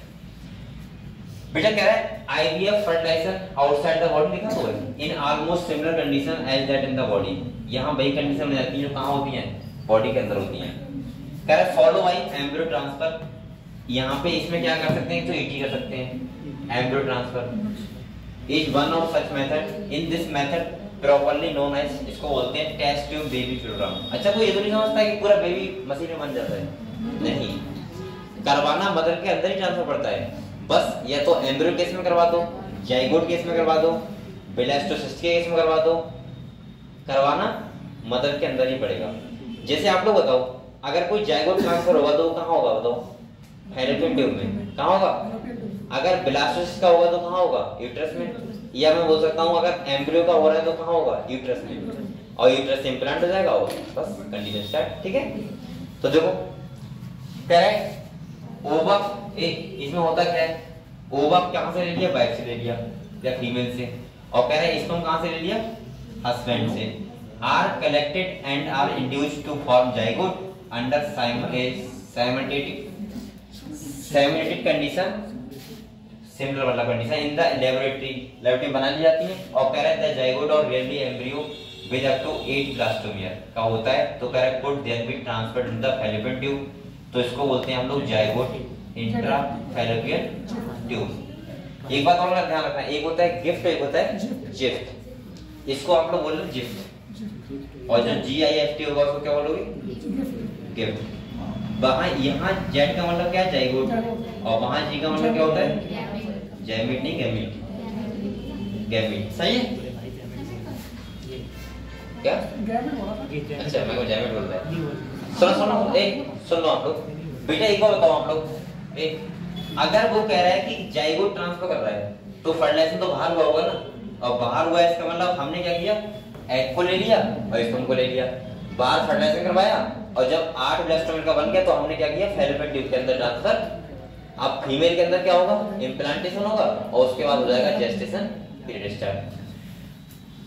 And embryo with more than 8 blastomere into the uterus. अगर यूट्रस में करना है तो क्या बोलेंगे? IUT, intra uterine transfer to complete is further development. अब देखो क्या होगा, सुनो, इन टेक्निक को हम लोग बोलते हैं ART। क्या बोलते हैं? ART, assisted reproductive technique. इसके अंदर आता है इन विवो फर्टिलाइजेशन का मतलब सॉरी विट्रो का मतलब हुआ आउटसाइड द बॉडी, जब हम करवाते हैं तो। अब आप लोग बताओ बेटा, अगर हमें आउटसाइड फर्टिलाइजेशन करवाना है तो हमें क्या करना पड़ेगा? मेल का स्पर्म ले लो और फीमेल का एग ले लो। मेल ऑफ वो स्पर्म एग को फर्टिलाइज करवाया। अब सुनो ध्यान से, अगर मुझे फैलोपियन ट्यूब के अंदर ट्रांसफर करना है, किसके अंदर? तो हमेशा मैं 8 ब्लास्टोमेर के सपेक्ष में करवा दूंगा, जिसको हम लोग बोलेंगे जिफ्ट, जाइगोट इंट्राफैलोपियन ट्रांसफर। अगर मान लो मुझे एम्ब्रियो ट्रांसफर कर रहा हूं मैं और थोड़ा बड़ा करके, 8 से 16 हो गया, 16 से 32 हो गया मान लो। अब मैं अगर एम्ब्रियो ट्रांसफर कर रहा हूं तो मैं फैलोपियन ट्यूब ना करूंगा, कहां करूंगा? यूट्रस में, और इसको बोलते हैं IUT, इंट्रा यूट्राइन ट्रांसफर। ठीक है, अगले क्या है? To complete further development embryo form in vivo fertilization fusion of gametes within the female also could be used for such transfer to assist those female who can not conceive. ये उन female में होता है जो fertilisation conceive नहीं कर पा रही है, ऐसा होता है। ठीक है, अगले देखो क्या है बेटा? Transfer of an ovum collected from a donor into the Fallopian tube. अब देखो यहाँ पे आया गिफ्ट, क्या है बेटा? गिफ्ट, और यहाँ गिफ्ट का मतलब है गैमीट, ध्यान रखना आपको। अब आप लोग बताओ, अगर आप गैमीट ट्रांसफर कर रहे हो तो क्या वो विट्रो फर्टिलाइजेशन होगा? नहीं, वो किसके अंदर आएगा? वीवो फर्टिलाइजेशन, क्योंकि फर्टिलाइजेशन बॉडी के अंदर ही हो रहा है, खाली हम ट्रांसफर कर रहे हैं गैमीट अपने तरीके से। भाई मान लो किसी मेल में स्पर्म काउंट कम है, क्या कम है? अगर किसी मेल में स्पर्म काउंट कम है तो वो कैसे पहुंचाए? तो हम क्या करते हैं उस केस में? गैमीट इंट्राफैलोपियन ट्रांसफर, हम किसी इंजेक्शन के थ्रू किसी थ्रू ट्रांसफर कर देते हैं, वहां तक स्पर्म पहुंच जाते हैं। ठीक है, अगर किसी के स्पर्म काउंट कम है तो फीमेल बिल्कुल इसमें सही होगी, फीमेल सही है तो ऐसा हो रहा है, फीमेल का एग आ जाएगा और हम उस दिन क्या करेंगे? ऐसा कर देंगे। ये भी चांस होते हैं, आपको पता है कैसे होता है टेक्निक? डॉक्टर किसका कैसे करते हैं? डॉक्टर को 100% गारंटी नहीं लेते हैं इसकी, ये पता है आपको? डॉक्टर ट्राई करते हैं इसको वाले। क्या कर रहे हो बेटा? पेट जाएगा रिगार्डिंग करना है। अरे नहीं वो उसकी। अब इसका पता क्या होता है? मैंने तो जो सुना है वो बता रहा हूँ आपको, हालांकि मेरे सामने किसी हुआ नहीं है अभी तक। मैंने सुना है डॉक्टर ये कहते हैं कि एक बार का जो फीस जाएगा वो 8,000 रुपये मान लिया उसने, ये 10,000 रुपये मान लिया। अब वो अटेम्प्ट लेते हैं, जैसे उन्होंने इस मंथ किया, नहीं हुआ तो वहां रुपये गए, क्योंकि वो तो अपना मेहनत करना है ना, फर्टिलाइज नहीं हो क्या कर सकते हैं? दूसरी बार करेंगे, तीसरी बार करेंगे, अगर हो जाए तो अच्छी बात है, बस उसके बाद बात है। सही है, तो ये ऐसा होता है। ये वाला बता रहा हूँ, ये वाला टेस्ट ट्यूब भी नहीं बता रहा हूँ, ये वाला हाँ जो गिफ्ट बता रहा हूँ, गिफ्ट गैमीट इंट्राफैलोपियन ट्रांसफर। तो इसके चांस होते हैं, अगर फीमेल बिल्कुल ठीक है तो ऐसा करवाने में कोई दिक्कत नहीं है, और ये बहुत बड़ा आराम से हो जाएगा। भैया कोई अगर मेल चाहना है, क्योंकि डॉक्टर अपने हिसाब से करते हैं ना, उन्हें पता होता है किस टाइम पे ओवुलेटरी फेज होता है, किस टाइम पे क्या होता है। ठीक है, तो वो है। अगले जो कह रहा है of another female who can not produce one but can provide suitable environment for fertilization and other development is another method attempt। अब अगले कह रहा है इंट्रासाइटोप्लाज्मिक स्पर्म इंजेक्शन, ये भी आता है ICSI। तो इसमें भी आप क्या कर रहे हैं? स्पर्म को ट्रांसफर कर रहे हैं किसके अंदर? एग के अंदर। और कह रहा है is another special procedure to form an embryo in the laboratory in which a sperm is directly injected into the ovum. Infertility cases either due to inability of the male partner to inseminate or the female और due to very low sperm count. अगर sperm count low है तब क्या होगा? कह रहा है could be corrected by artificial insemination भी हो जाएगा, इसे बोलते हैं यही वो वाला नहीं अभी चल रहा है, ये आर्टिफिशियल इंसेमिनेशन है। ठीक है, और कह रहा है in this technique the semen collected either from the husband or healthy donor is artificially introduced either into the vagina or into the uterus. और कह रहा है इसको बोलते हैं इंट्रा यूट्राइन, इसको बोलते हैं हम लोग intra uterine insemination of the female. तो सिंपल सा कह रहा है कि अगर मान ले किसी का स्पर्म काउंट कम है और अगर उसने मेल कर नहीं पा रहा है तो आर्टिफिशियल इंसेमिनेशन हो सकता है। ठीक है, तो ये क्लियर हुआ बेटा? तो यहाँ पे हम लोग ऐसे टेक्निक अपना सकते हैं। अगली लोग क्या क्या लिखा हुआ है? चैप्टर हो गए? ठीक है, तो आप लोग यहाँ तक ये इनकी फुल फॉर्म आप लोग एक बार पढ़ो अच्छे जल्दी।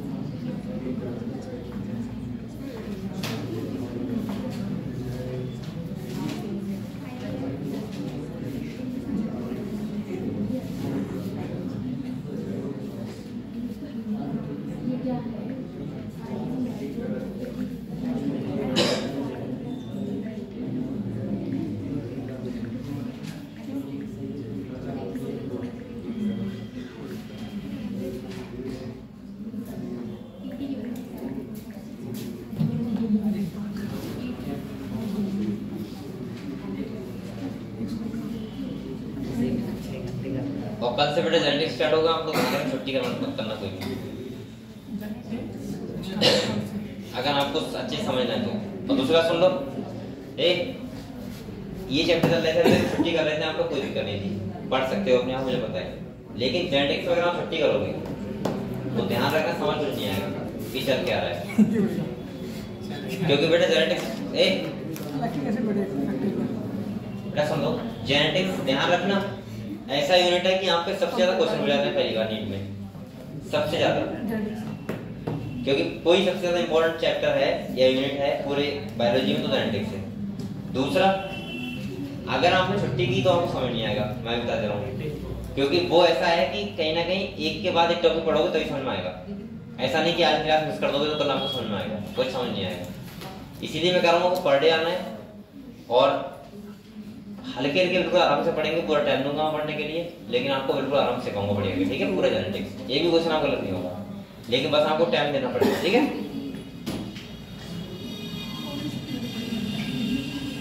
तो देखो आगे देखते हैं हम लोग क्या कह रहा है बेटा, कह रहा है 2 options are many, all these technique require extremely high precision handling by specialised professional and expensive instrumentation. ये कह रहा है कि कहीं ना कहीं इसके लिए हमें क्या करना पड़ता है, बहुत ही ज्यादा एक्सपेंसिव ये प्रोसेस होता है, खर्चीला होता है, और यहाँ पे हमें बहुत सारे खर्चीले इंस्ट्रूमेंट यूज करने पड़ते हैं।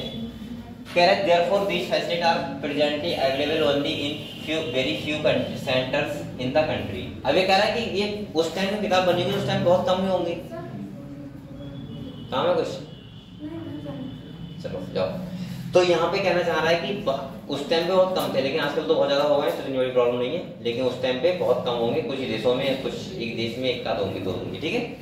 कह रहा है बेटा obviously the benefit is affordable to only a limited number of people. अब इसका फायदा कौन उठा पाएगा, जो बहुत लिमिट लोग होंगे जो अफोर्ड कर सकते हैं इतना पैसा, वो। अगले कह रहा है emotional, religious and social factor are also deterrents in the adoption of this method. Since the ultimate aim of all this procedure is to have children in India, we have so many orphans and destitute children who would probably not survive till maturity unless taken care of. आप लोग सुनो, ये कहना चाह रहा है कि अगर हम ये ना करें, क्या ना करें, ये हम IVF भी ना करें और कोई इन्फर्टिलिटी केस है, तो मैं कहूंगा कि बच्चों क्या कर लें, अडॉप्ट कर लें। किताब कहना चाह रही है कि सबसे बेस्ट ऑप्शन है एडॉप्शन। ऐसे बहुत सारे बच्चे हैं जो जिनके माता पिता नहीं है, जो बच्चे आपने सुना होगा क्या बोलते हैं इसको, अनाथ आश्रम ना, अनाथालय, वहां से एडॉप्ट करो बच्चे को, सबसे बढ़िया है, बस सिंपल सा। लेकिन धोखे से उसका मत कर लेना मौसी का लड़का है मामा का लड़का, क्योंकि सबसे बड़ा प्रॉब्लम ये करता है, होते नहीं बहुत लोग क्या करते हैं, सिस्टर से बच्चा ले लिया। अब एक गधो, इतना कॉमन सेंस होना चाहिए किसी के अंदर कि अगर कोई एडॉप्ट कर रहा है बच्चा, तुम क्यों कर रहे हो एडॉप्ट, इसीलिए तो कर रहे हो कि वो हमारा बच्चा बन के रहे, और तुम किससे कर रहे हो, जो तुम्हारे 24 घंटे घर आएंगे। तुम खुद सोचो बेटा, इसका बच्चा होता है, अगर सोचो फ्यूचर में तुमसे कोई प्रॉब्लम हो गई, तुमने उसे कोई प्रॉब्लम दे दी, टेंशन दी कुछ, क्या उसके जो फादर है उनको पता है ये मेरा बच्चा है, वो क्या साइन कर पाएंगे वो चीज? नहीं कर पाएंगे। कभी भी साइन नहीं कर पाएंगे। और जिस दिन बच्चे को पता लग गया कि मेरे मम्मी पापा ये नहीं है, मेरे पापा वो हैं, जो आज तक ये कहते हैं वो मौसा है हमारे, वो कौन है? पापा हैं। जिस दिन उसे पता लग गया तो बच्चा वो वहीं भाग जाएगा सीधे। हाँ, टॉर्चर पे चला जाए। एडॉप्शन का मतलब होता है जिस बच्चे को पता ही ना हो कि मेरे पापा है कौन, और बच्चा लाने के बाद तुम्हें भी ना पता हो कि इसके पेरेंट्स हैं कौन, वो होता है रियल में एडॉप्शन। एडॉप्शन का मतलब ये नहीं होता कि तुमने अच्छे खासे घर से एक बच्चा ले लिया शौक में। एडॉप्शन का मतलब होता है वो बच्चे जिसके मम्मी पापा वास्तव में नहीं है, रियल में नहीं है, उसे पता ही नहीं कि पापा है कौन, और वो मैं कहूंगा आईवीएफ करवाने से ज्यादा बेटर है एक ऑप्शन, ठीक है। और ऐसे ये बहुत अच्छा एक ऑप्शन है कि कोई बच्चा छोटा बच्चा होता है उसका अडॉप्ट करो। और ये पहली बात तो लीगल है ये प्रोसेस, ठीक है, लीगल तरीके से ला सकते हो, वो बच्चा हमेशा तुम्हारा ही रहेगा। तो ये कह रहे देखो लिखा भी है यहाँ पे, लिखा होगा शायद, कह रहे in India we are so many orphan and destitute children who would probably not survive till maturity unless taken care of. Our law permit करे, हमारा law permit देता है legal adoption and it is as it one of the best method for couples looking for parenthood, यानी कि जिनके बेचारे mummy papa नहीं है तो उन बच्चों को क्या मिल जाते हैं? मम्मी पापा मिल जाते हैं। और मैं बोलूंगा कि ये बेकार प्रोसेस नहीं है, अच्छा प्रोसेस है, लेकिन वही बात है कि देख ये समझदारी प्रोसेस बहुत है। बहुत लोग जो करते हैं तो बच्चों को ऐसे करते हैं कि उनके रिलेशन में होता है। अब तुम खुद सोचो उससे क्या फायदा है तुम्हें? ना तुम्हें फायदा है ना बच्चे दे रहा उसको फायदा है, होता है ना। और मैंने ऐसे बहुत सारे केस देखे बाद में बच्चे चले जाते हैं घर पे, जैसे उन्हें पता लगता है कि बाबा हमारे ये नहीं है, ये है, अपनी मम्मी पापा को छोड़ के चला जाता है। और बाद में बाबा घर में बताओ कि तुमने हमें क्यों भेज दिया, भाई हमने कौन सी कमी थी? तो कहीं ना कहीं समझो जो रियल में होते हैं वो छोड़ के चले जाते हैं कुछ साल के, तो बहुत समझ रहे हो। तो एडॉप्शन ऐसा होना चाहिए कि जिसमें पता ना हो, ठीक है, ये बहुत ध्यान रखना है। तो ये चैप्टर तुम्हारा हो गया बेटा, इसको एक बार रिवाइज करो, फिर मैं जेनेटिक्स थोड़ा समझा रहा हूँ आपको, एक बार रिवाइज कर दो। मुझे मानने का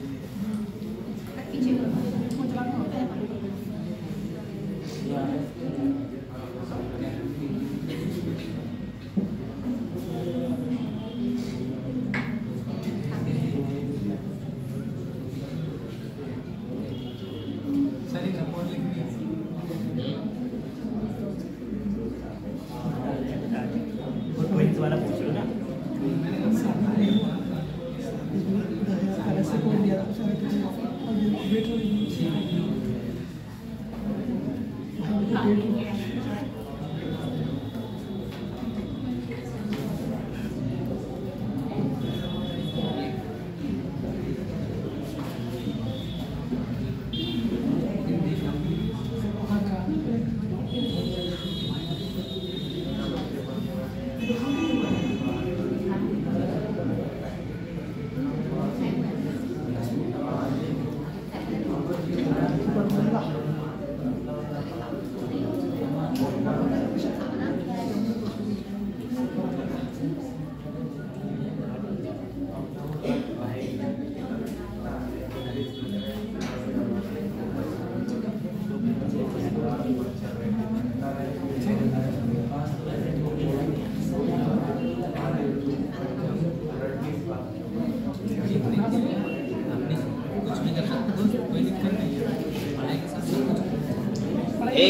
चलो आप लोगों ने चैप्टर पढ़ लिया तो ट्विंस वाला समझो। ट्विंस कैसे होते हैं?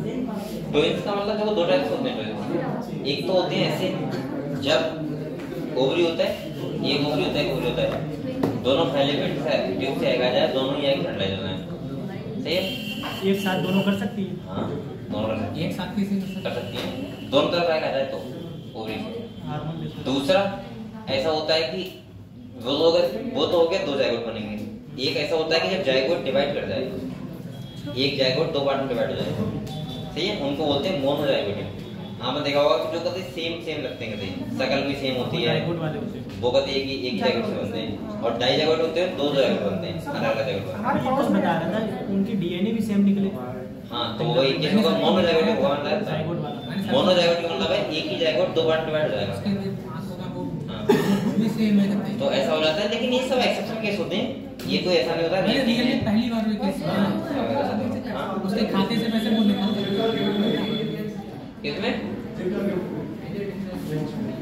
गिफ्ट में और गिफ्ट में देखो, ये जो गिफ्ट है इसमें आप गैमेट ट्रांसफर कर रहे हैं। गैमेट ही ना आप लोग, जैसे मेल गैमेट ट्रांसफर किया कहाँ, फैलिपियन ट्यूब में। और सुनो बेटा, गिफ्ट का एक सुनो, गिफ्ट का मतलब है जाइगोट। जाइगोट का मतलब है कि हमने अभी बाहर फर्टिलाइजेशन कर लिया है मेल और फीमेल गैमेट का, अब वो क्या बन गया, जाइगोट, और हम लोग जाइगोट ट्रांसफर कहाँ करेंगे, फैलिपियन ट्यूब में। यहाँ कर रहे हैं जाइगोट मतलब फर्टिलाइज करके, और यहाँ क्या कर रहे हैं, खाली गैमेट। खाली गैमेट मतलब फर्टिलाइजेशन नहीं हुआ, फर्टिलाइजेशन बॉडी के अंदर होगा, समझ गए। तो गिफ्ट मतलब जा फॉर जाइगोट, जाइगोट ट्रांसफर करना। जाइगोट नहीं सुना आप लोग, बाहर फर्टिलाइजेशन करा के जाइगोट बन गया तो उसको ट्रांसफर करना है। और गैमेट का मतलब है स्पर्म करना है ट्रांसफर।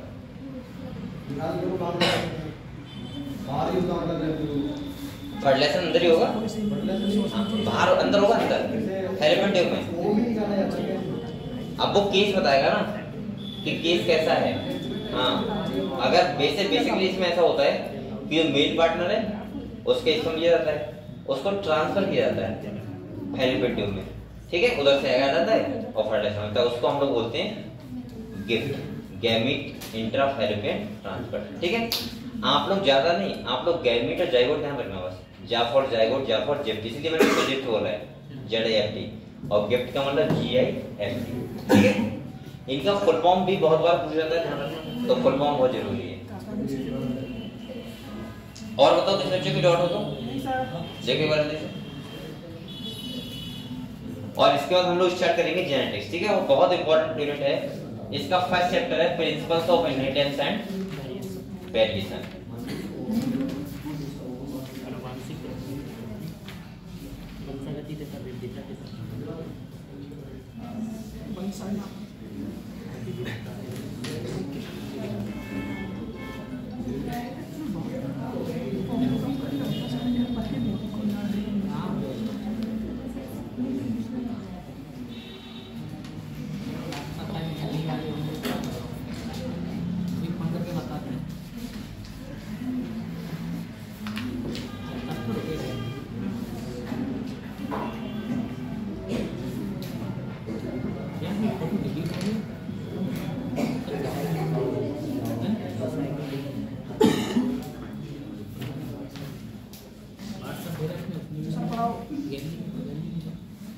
चलो बेटा तो हम जेनेटिक्स स्टार्ट करते हैं, बताओ थोड़ा समझ लेते हैं सर, ठीक है, स्टार्ट तो नहीं करेंगे अभी, समझते हैं पहले। देखो यहाँ पे समझो आप लोग, पहले मैं बता रहा हूँ जेनेटिक्स होती क्या एक्चुअली में, और अभी तक हम लोग क्या क्या पढ़ चुके हैं। बेटा बोलो मत आप लोग, पीछे में बात मत करो। देखो अभी तक हम लोगों ने बहुत सारे चैप्टर पढ़ लिए, जैसे मैंने आपको सेल पढ़ाया था, सेल साइकिल, सेल डिवीजन पढ़ाया था। अगर देखें हम तो मैंने आपको कुछ नाम बोले थे, क्रोमोसोम बताया था आपको एक बार, मैंने डीएनए बोला होगा आपके सामने, न्यूक्लियस के अंदर होता है, यह चीजें बोली थी। लेकिन रियल में जो हमें समझ में आएगा कि डीएनए खेल क्या है, क्रोमोसोम क्या है, और कैसे पता लगा कि डीएनए क्या क्या करता है हमारी बॉडी में, या हमारी मेन सेल का कंट्रोल कौन है, ये सब अगर हम बात करें तो पहले 1800 पहले से कुछ नहीं पता था हमें कि हमारी बॉडी में ऐसा क्या है कि क्या करते, मतलब क्या चल रहा है। साइंटिस्ट के बारे में क्वेश्चन था, आप तो सोचो अब तो आपको पता है कि क्या चल रहा है, लेकिन अगर देखा जाए तो आप बताओ, अगर जेनेटिक्स को पढ़ने से पहले, जब जेनेटिक्स को साइंटिस्ट से नहीं जाना था, मैं उनसे बोलता हूँ डीएनए के बारे में नहीं जानते थे, जीन्स के बारे में नहीं जानते थे, तो वो फिर कैसे पता लगाएंगे कि हमारी बॉडी में क्या हो रहा है। अब मैं ऐसे बोलूंगा कि जो साइंटिस्ट थे उनको क्या जानने की इच्छा थी, पहले आपको सुनो। पहले तो साइंटिस्ट समझना चाह रहे थे, देखो जेनेटिक्स क्या होता है, मैं बोल सकता हूँ एक सिंपल भाषा में कि जीन्स की स्टडी। हम अगर डीएनए को लेके जीन्स की स्टडी कर रहे हैं, जीनोम की स्टडी कर रहे हैं, तो उसको क्या बोलेंगे, जेनेटिक्स। अब जीन तो आप समझ पा रहे हो, जीन्स क्या मैं बोल रहा हूँ, हमारा डीएनए होता है, डीएनए के सेगमेंट में क्या होते हैं, जीन्स होते हैं, और जो हमारी बॉडी में कोई भी क्या करते हैं, फंक्शन करते हैं। साइंटिस्ट जेनेटिक्स में क्या समझना चाह रहे थे, क्यों जेनेटिक्स को पढ़ा गया इतना ज्यादा डिटेल में, क्या हुआ यहाँ पे सुनो। बोलो मत। साइंटिस्ट को ये लग रहा था कि एक मान लो एक एलिफेंट होता है, क्या होता है, एलिफेंट होता है, और उसका बच्चा किसी तरह होगा, एलिफेंट की तरह होगा। एक ह्यूमंस है, ह्यूमंस का बच्चा कैसा होता है, ह्यूमंस की तरह होता है। एक मंकी है तो उसका बच्चा कैसा होता है, मैं शकल की बात नहीं कर रहा हूँ, बॉडी की बात कर रहा हूँ, तो वो कैसा होता है, मंकी की तरह होता है। अच्छा ये बताओ, अगर सबका एम्ब्रियोनिक डेवलपमेंट होता है, सब में फर्टिलाइजेशन होता है, सब में सेक्सुअल रिप्रोडक्शन होता है, तो साइंटिस्ट को ये लग रहा था कि ये डिसाइड कौन करता है कि वो बच्चा जो डेवलपमेंट होगा स्टार्टिंग स्टेज में, एम्ब्रियो डेवलपमेंट होगा, तो वो कैसा होगा, पेरेंट्स की तरह। ये ऐसा डिसाइड कौन कर रहा है हमारे सेल के अंदर, ये ऐसा क्यों हो रहा है, पहली बार समझे आप लोग, समझ गए। साइंटिस्ट का सिंपल से समझना था कि एक एलिफेंट का बच्चा एलिफेंट की तरह हो रहा है, भाई उसकी सूंड होगी, उसके 4 बड़े पैर होंगे, उसका एक बॉडी होगा। एक ह्यूमंस का बच्चा कैसा होगा, ह्यूमंस की तरह हो रहा है। एक मान लो एक मंकी है, उसका बच्चा कैसा हो रहा है, मंकी की तरह। तो साइंटिस्ट समझना चाह रहे थे कि अगर सब में सेक्सुअल रिप्रोडक्शन होता है, सब में एम्ब्रियोनिक डेवलपमेंट हो रहा है, तो फिर डिसाइड कौन कर रहा है कि किसका बॉडी कैसा बनेगा। अभी कोई ऐसा तो है नहीं कि भाई कोई एक शक्ति बैठी है, वो क्या कर रही है, कोई एनर्जी ऐसी है कि जो बता रही है कि नहीं तुम्हें इंसान तरह डेवलप होना है, तुम्हें डॉग की तरह डेवलप होना है, तुम्हें एलिफेंट की तरह, ऐसा तो नहीं है ना। तो साइंटिस्ट समझना चाहते हैं डिसाइड कौन कर रहा है, पहली बात। दूसरा वो क्या समझना चाह रहे थे साइंटिस्ट जेनेटिक्स में स्टार्टिंग में, कि मान लो, चलो ठीक है आपने मान लिया कि सेल के अंदर ऐसा है, पेरेंट्स होते हैं जो वो कैरेक्टर को ट्रांसफर करते हैं, भाई जैसे पेरेंट्स वैसा ही बच्चा, ठीक है। मान लिया पेरेंट्स अगर ह्यूमन है तो बच्चा ह्यूमन तरह होगा, पेरेंट्स अगर एलिफेंट की तरह है तो बच्चा कैसा होगा, एलिफेंट है। ये भाई साहब हो गया ना, सीड, अगर सीड किसका है, आम का है, तो आम का ही प्लांट बनेगा, नीम का नहीं बनेगा। इसमें भी तो कुछ होता होगा ना ऐसा, जीन होते हैं। अभी वही तो बताऊंगा इस चैप्टर में, हाँ, वही तक ले जा रहा हूँ भाई। पहले जेनेटिक्स को थोड़ा रोचक तो बनाने दो कि जेनेटिक्स हम पढ़ क्यों रहे हैं, ये समझा रहा हूँ। कह रहा है कुछ तो ऐसा होगा जो ले जा रहा होगा, वही तो मैं कह रहा हूँ, मैंने नाम उसका सुना पर ध्यान नहीं। अरे कुछ क्या होगा, डीएनए होता है कभी, लेकिन अभी बताना ठीक नहीं ना, अभी आप समझो बात को। और ये तब की बात बता रहा हूँ जब हम नहीं जानते डीएनए क्या होता है, हमें नहीं पता क्रोमोसोम क्या होते हैं, हमें नहीं पता जीन क्या होते हैं, तो उस टाइम जो साइंटिस्ट इतना चक्कर में होंगे बात की। अब दूसरी बात सुनो पहले, चलो मान लिया ठीक है, मान लिया हमने एक ऐसे ही किसी से पूछ लिया और उसने कहा भाई कि कैरेक्टर को पेरेंट ट्रांसफर करता है, जैसे पेरेंट्स वैसे उसका बच्चा।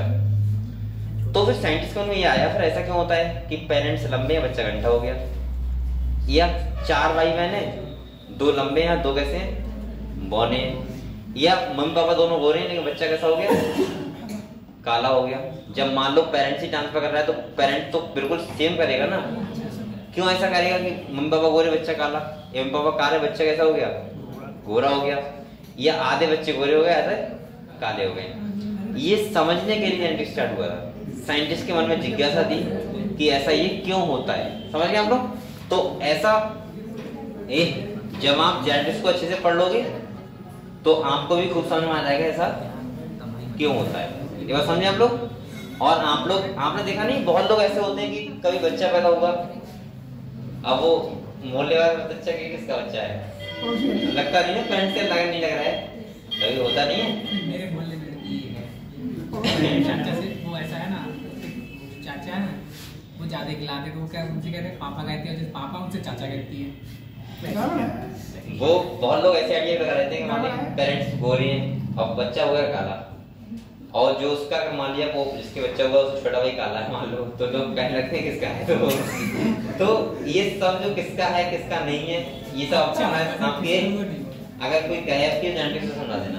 जब आप पढ़ लोगे पूरा जेनेटिक्स तो आप समझाना कि देखो ऐसे हुआ है, और उसे ये भी समझाना अगर तुम गोरे हो करोगे तुम्हारा बच्चा भी काला हो सकता है, और अगर तुम लंबे तुम्हारा बच्चा भी गड्ढा हो सकता है। कैसे हो रहा है तो उसे कॉपी लेके समझाना कि ऐसे हो रहा है तो समझ जाएगा, ठीक है। लेकिन जब आप ध्यान से जेनेटिक्स पढ़ोगे तो साइंटिस्ट ने यही समझाया था जेनेटिक्स में कि ऐसा क्यों होता है। पहली बात समझ गए? इसीलिए इस चैप्टर का नाम आपने सुना है, इस चैप्टर का नाम है principles of inheritance and variation. बेटा इनहेरिटेंस का मतलब होता है, बोलो मत कोई भी, इनहेरिटेंस का मतलब होता है कैरेक्टर का ट्रांसफर होना पेरेंट्स टू प्रोजेनी, यानी कि माता पिता से किसमें, बच्चों में। और वेरिएशन का मतलब है कि जब दो बच्चे होते हैं उसमें वेरिएशन फिर क्यों आते हैं। अगर पापा मम्मी से कैरेक्टर ट्रांसफर हो रहा है तो फिर बच्चों में वेरिएशन क्यों आ रहे हैं, तो ये हमें सीखना था। तो इस चैप्टर में हम लोग यही सीखेंगे। एक साइंटिस्ट थे मेंडल, ग्रेगर जॉन मेंडल, उन्हें बोलते हैं फादर ऑफ, अभी छोड़ी कहां को कैसे भागने लगे, ठंड का माहौल है, ठंडे का माहौल नहीं है। अभी देखो टाइम पे वो भी डेली वीडियो कॉल नहीं तो 2 मिनट। हाँ अभी तो नहीं जाओ, किसी को नहीं जाओगे, सुन लो पहले, सुन लो बेटा, आराम से बैठ जाओ। और एक अगर मैं आपसे आपको ऑप्शन देता हूँ, सुनो पहले, अगर आपको इतनी टाइम बिल्कुल जाना है 5 मिनट तो मैं कब रोक रहा हूँ, लेकिन आप लोग देख सकते हैं आगे सर 5 मिनट पहले आ जाओ बस।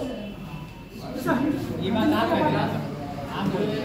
और तुम लोग भी 5 मिनट पहले आ जाओ, बात ना देव सर हटा है, वीडियो चालू कर दिया। हाँ वही तो मैं कह रहा हूँ, तुम्हारे ऊपर है, कर सकते हो ना, करवा सकते हो आराम से। अगर आप लोग लेट हो रहे हैं तो आप लोग इतना करवा सकते हो, बल्कि आप लोग 10 मिनट पहले करवा लो ना। सुनो, देव सर कितने जाते हैं यहाँ पे? 2 बजे आते हैं। आप उनसे कह दो कि सर 1 क्लास पे आ जाएगा करो, हम लोग 1 क्लास में आपको यहीं मिलेंगे। अब आप 2:40 पे क्लास छुड़वाओगे देव सर से, वो सॉरी 3:20 पे, और 3:30 से मेरी क्लास चल रही बात ना, तो आप लोग एक्यूरेट करके पूरे 5 बजे छूट जाओगे।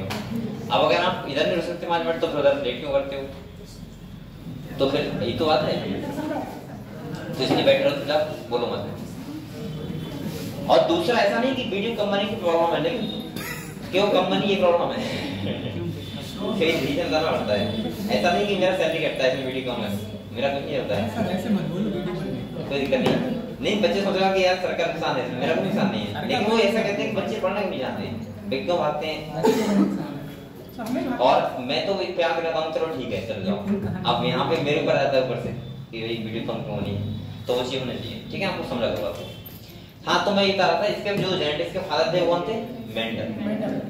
और मेंडल ने बेटा एक प्लांट चूज किया और उस पे साथ इस बात के लिए एक्सपेरिमेंट किए कि ऐसा क्यों होता है।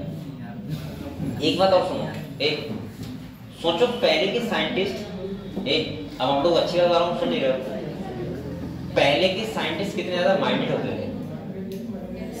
सोचो जिसे एक बोलकर आप लोग, जिसे डीएनए के बारे में नॉलेज ना हो, जिसे सेल के बारे में सही से नॉलेज ना हो, जिसे ये भी ना पता हो जीन्स कुछ होता भी है, और सोचो वो एक्सपेरिमेंट करने की सोच रहे हैं। ये तो वैसे ही हो गया ना कि हमारे साले बर्बाद जा रही है, हमें मतलब कुछ नहीं है भाई। आपके पास सब कुछ है, सब पता है, तो आप खाली पढ़ नहीं पाते हो। और एक आदमी में कुछ भी नहीं पता है कि कैसे क्या ट्रांसफर हो रहा है सेल के अंदर, क्या नहीं हो रहा है, क्या होता है क्या नहीं होता है। उस टाइम पे डीएनए की डिस्कवरी नहीं होती, और उस टाइम मेंडल ने सोचो एक्सपेरिमेंट किए थे 7 साल। और सबसे बड़ी वजह पता क्या है, हम लोग इतना दिमाग लगाना नहीं चाहते। अगर आप किसी काम करते हैं आप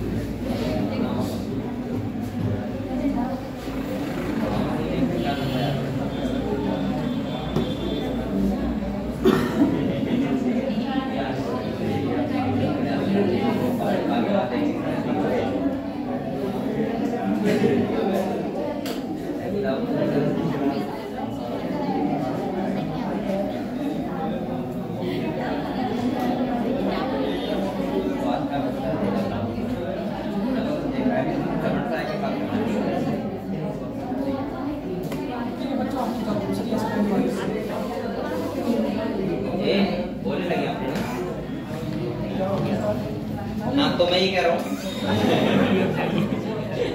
मैं भूल जाता हूँ क्या कह रहा हूँ। तुम लोग इतनी तो बातें करते हो। सर आपका कॉल आ गया था तभी कॉल आ गया था। चलो मैं ठीक है, कल ही मिलते हैं। चलो हम चलिए महाराज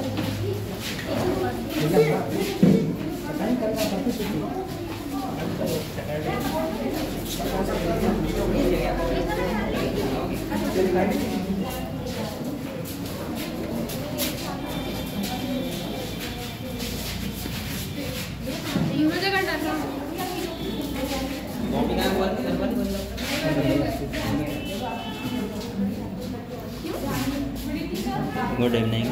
कल कभी कल्ची ना करनी